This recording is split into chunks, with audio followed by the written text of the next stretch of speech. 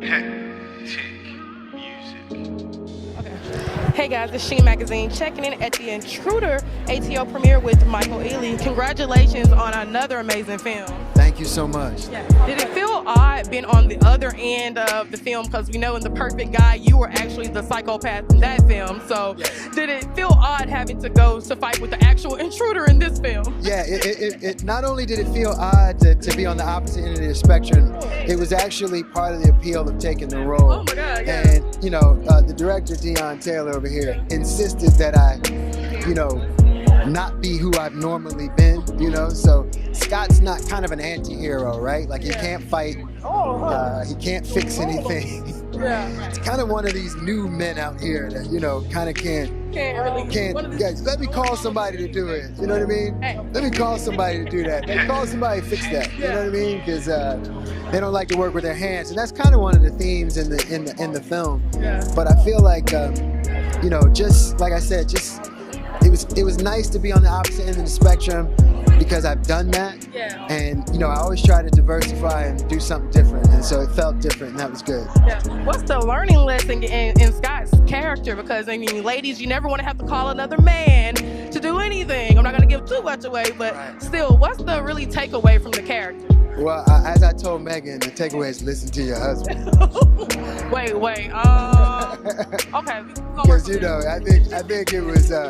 We joked about that, you know, back and forth, but it was kind of like, you know, I think Scott's kind of a pessimist, whereby Annie's more of a glass half full, and I think those are the kind of qualities that made him fall in love with her, but at the same time, it made it really difficult for this couple because she couldn't see that he was trying to divide us.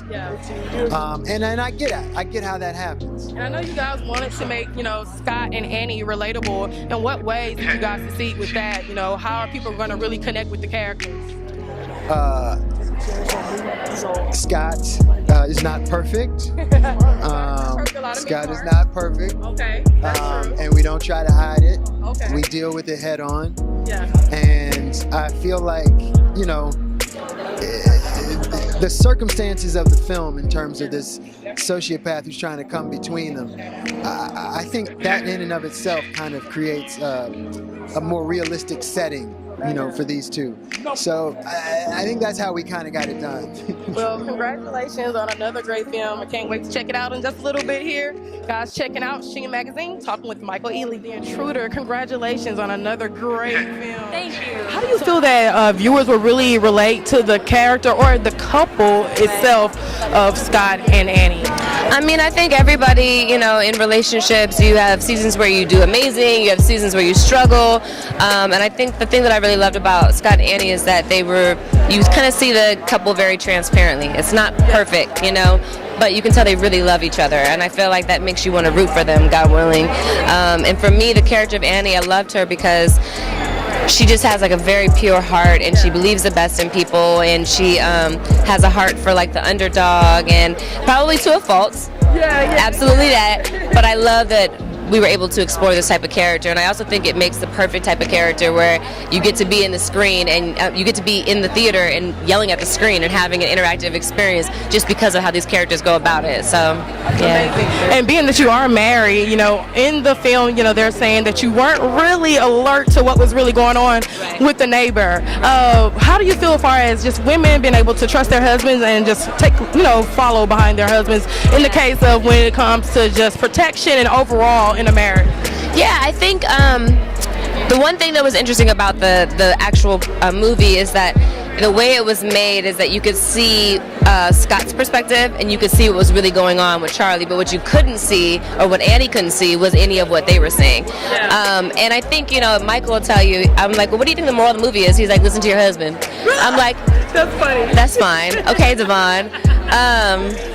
But yeah, I think at the end of the day, it should be about having communication. I think that in following, I think that there is definitely an even playing ground where you guys really are standing side by side, not necessarily behind or in front of, but I think in doing that there has to be mutual respect, and sometimes that mutual respect is always reminding yourself that person has my best interest, and sometimes they can see what I can't see, and vice versa. But I think it's important because any man in a household, it is their job to some degree lead, but at the same token, it's a woman's job to understand that she has to be the backbone.